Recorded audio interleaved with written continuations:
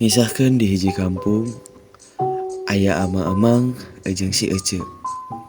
Di kampung eta teh aya nu ngaranna Mang Bondol, Mang Isur, Mang Endan, Pak RT jeung Celia. Di hiji wanci imah Mang Bondol kamalingan.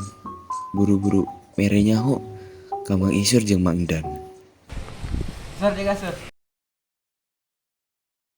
Naon mangga? Penting di imah aya maling. Maling aslina. Telila Celia datang. Aya naon ieu teh ngobrol ke naon, Mang? Jadi kieu Celia. Penting teh di imah uing aya maling. Kan aya nasi maling teh. Nyokot nu mahal, malah nyokot nu murah. Anehnya maling teh, bolot maling teh. Nah aja meureun be dosana teu gede. Pamitelahnya bade ka jamban biasa. Kade. Aya. Naon anu dimalingna tangguh sabaraha. Jadi penting teh. Tah di dieu teh Mang Bondol carita tah ka Mang Isur jeung ka Celia. Ngajelaskeun panjang lebar tapi ka Mang Isur jeung Celia ngartos. Kalila Mang Isur boga ide. Geus aya nama urang lapor we ka si RT. Ayo. Akhirna tilawan ieu teh ngabring ka imah Pak RT. Pas rek ka imah Pak RT malah kapapendak jeung Pak RT di jalan. Untungna papendak jadina teu kudu repot-repot ka imah Pak RT. Terus akhirna Mang Bondol teh carita kitu kieuna kajadianna tabu sabarahanna. Pokoknya dicaritakeun kabeh ku Mang Bondol teh. Jadi kitu Pak RT. Kadonya teuing jadi watir. Jadi kumahanya cara nyokot maling teh? Kayak ulang penting ulang jebak malingna. Penting ayeuna. Kumaha penting mun arurang ka imah Mang Bandol. Ayo. Punten abdi aya kesibukan di luar.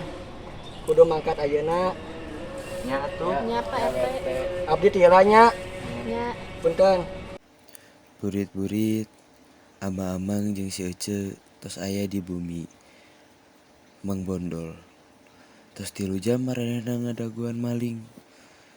Amang-amang geus baroseun tah jeung Celia.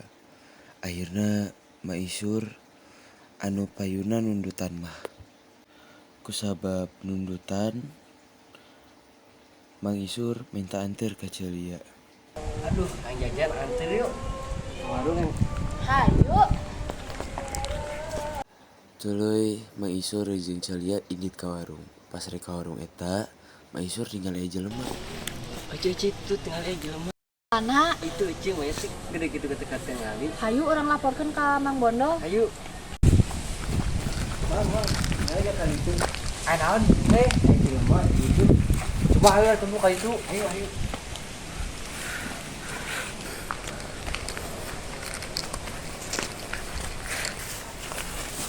Ayo satu naon. Nah, orang keur nanya cacak mah. Waduh, mana mah? Bener. Ayo bawa.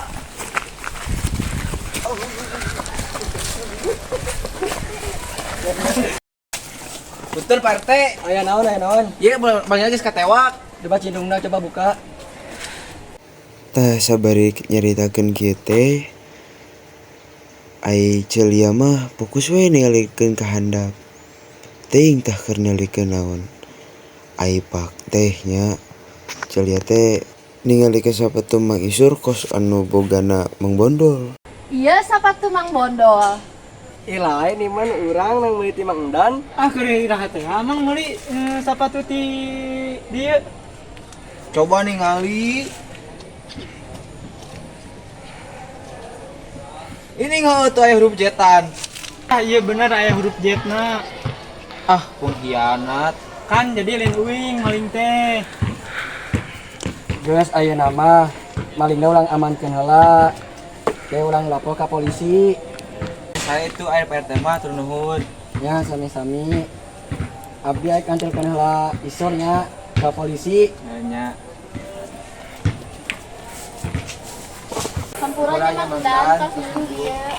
Nya teh naon di Hampura, kieu mah tong asa nuduh wae nya. Nya. Nya Mang. Nya hayu terus graduy.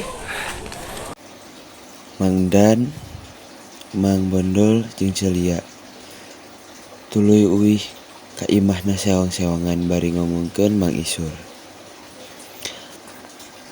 Hikmah ti drama ieu nyaeta urang ulah gampang percaya ka batur. Kusabab bisa wae nu deket jeung urang nusuk ti tukang. Jeung urang oge ulah gampang nuduh batur saacan apal kanyataanna.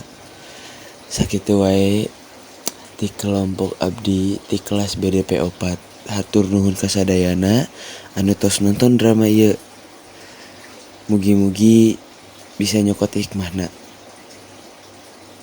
Abdi sareng rencang-rencang jipenta hampunten bilih aya kata-kata nu kasar atau tegenah ka hate nu nonton. Tah ayeuna bagian pengenalan karakterna. Musik.